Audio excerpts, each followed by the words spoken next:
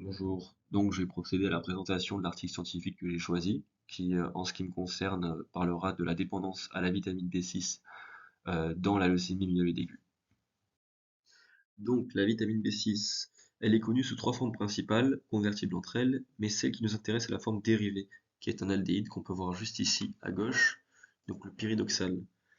Donc, le pyridoxal existe dans les cellules vivantes, et donc elle est présente dans l'alimentation, pardon, d'origine animale. Donc, en tant que telle, elle n'a pas vraiment de rôle dans le corps humain, mais elle est convertible par le foie en deux autres formes, qui de nouveau, une seule des deux formes va nous intéresser, donc le phosphate de pyridoxal. Donc on peut voir comme quoi il y a une réaction de phosphorylation par une certaine enzyme que nous verrons juste après.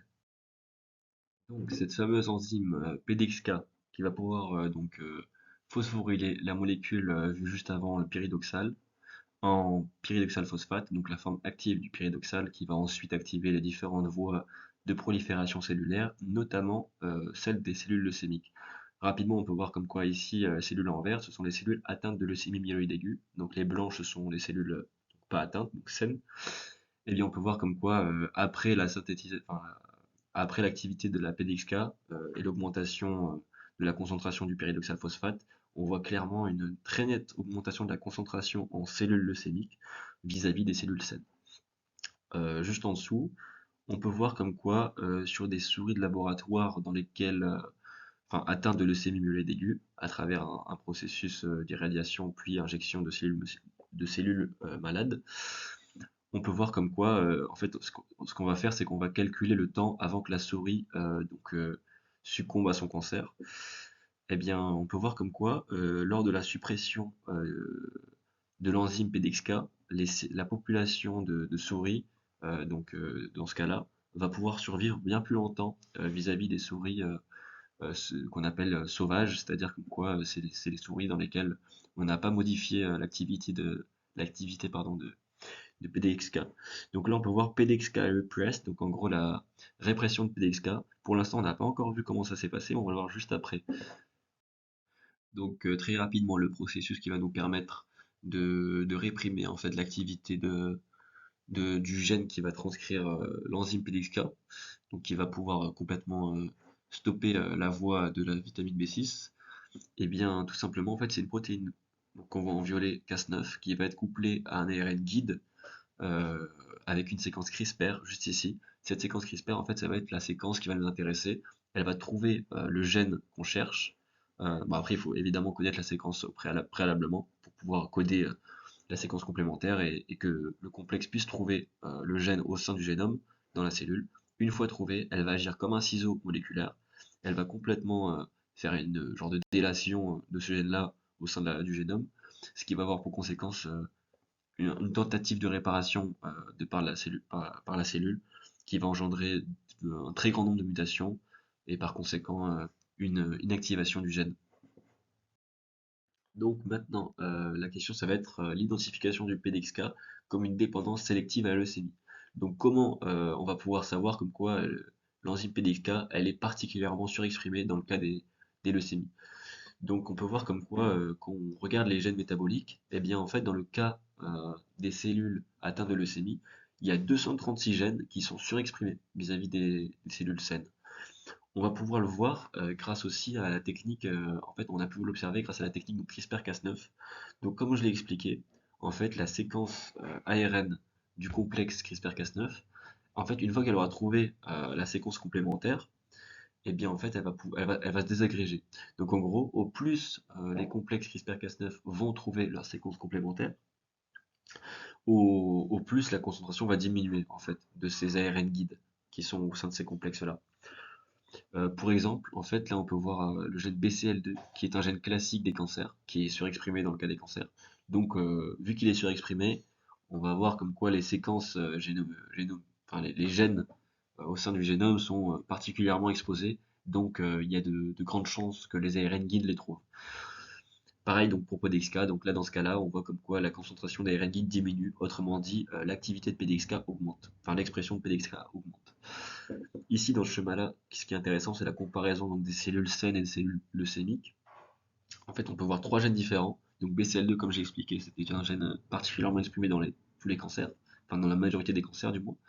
Et PDXK, c'est le gène qui nous intéresse dans le cas de la leucémie.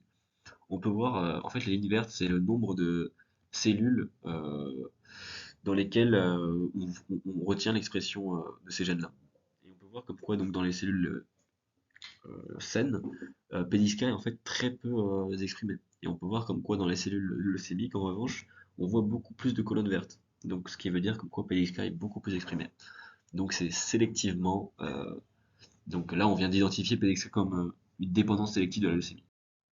Donc, dans cette diapositive, en fait, on va pouvoir observer les différences d'évolution de la leucémie dans le cas d'une cellule sans répression de PXK et dans le cas de cellules réprimées, en fait.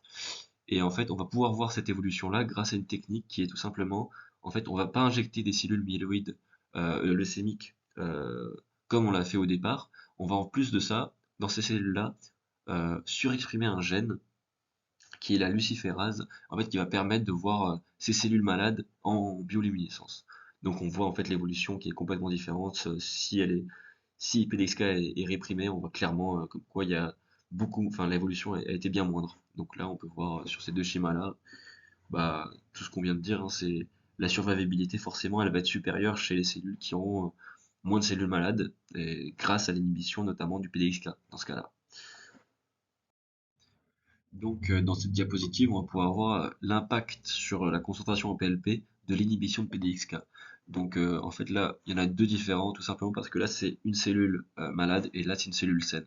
Et on voit que dans les deux cas, forcément, si on inhibe PDXK, il y aura une très forte baisse de la concentration en PLP. Donc, ce qui va être intéressant dans cette diapositive, en fait, c'est d'observer la différence de réaction entre une cellule saine et une cellule malade d'une baisse de PLP. Donc, en gros, là, la prolifération cellulaire d'une cellule atteinte de leucémie avec de la vitamine B6 en concentration normale, bah, c'est une prolifération qui va être supérieure à la ligne bleue ici, pour une cellule normale. En revanche, par contre, si on enlève la vitamine B6 du régime alimentaire, bah, il n'y aura plus de PLP. Et du coup, bah, en fait, la prolifération cellulaire, en fait, elle a vraiment besoin de PLP dans le cas d'une leucémie, alors qu'en revanche, dans une cellule normale, même sans PLP, on a sensiblement la même prolifération cellulaire. Donc depuis le début de mon exposé, en fait, je me suis concentré sur l'activité et l'inhibition, en fait, la répercussion de l'inhibition de PLXK, mais il existe en fait deux autres enzymes, donc dans le circuit de la vitamine B6, qui vont permettre de transformer les deux autres formes de vitamine B6 en PLP. Donc ce sera en fait le PLXP et le PNPO. Et on peut voir, comme j'ai déjà expliqué le fonctionnement de ce jeu graphique dans un diapo précédent, en fait, c'est les colonnes, c'est le nombre de, enfin, c'est chaque colonne, c'est une cellule dont l'activité du gène a été exprimée. Et on voit comme quoi il n'y a pas vraiment de différence entre l'expression d'une cellule saine et l'expression d'une cellule malade pour ce qui est de PDXP et ni PNPO. Par contre, PDXK, on peut le revoir ici, il y a vraiment une différence, il y a un delta, parce que là c'est presque tout noir, et ici, comme on voit, c'est vraiment très très vert. Donc ça veut dire comme quoi PDXK est vraiment surexprimé dans le cas d'une leucémie. Et très rapidement, on peut voir sur ces schémas-là, comme quoi, dans le cas d'une inhibition de PDXP, en fait ça confirme juste ce que je viens de dire, hein, ou d'une inhibition de PNPO, donc les deux enzymes annexes, ben, en fait le volume de PLP va rester pratiquement inchangé. Donc ici, en fait, au lieu d'avoir inhibé PDHK avec la méthode CRISPR-Cas9 comme vu au début, on a utilisé un nouveau produit, donc l'isoniazid, qui est un médicament contre la tuberculose de base, en fait, qui va aussi inhiber PDXK, mais moins fortement. Et du coup, il y aura un niveau de PLP assez haut, même s'il a été diminué, mais assez surprenant. Enfin, c'est assez surprenant, mais au final, on aura pratiquement les mêmes bénéfices. Donc, intéressant. Malheureusement, enfin, les chercheurs ont pu voir comme quoi l'isoniazide n'avait pas que des points positifs parce que oui, elle diminue fortement la concentration en PLP et donc enfin ralentit fortement la progression des cellules leucémiques, mais malheureusement, elle aura un impact aussi sur le système immunitaire que n'aura pas d'autres molécules qui auront les mêmes points positifs sans pour autant avoir d'impact sur le système immunitaire, comme par exemple l'OMP. Donc là, on a deux graphiques qui le montrent très bien. Donc, après avoir identifié PDXK comme une dépendance moléculaire à la leucémie myéloïde aiguë, eh bien, en fait, tout simplement, on peut identifier cette enzyme kinase comme une nouvelle cible antileucémique.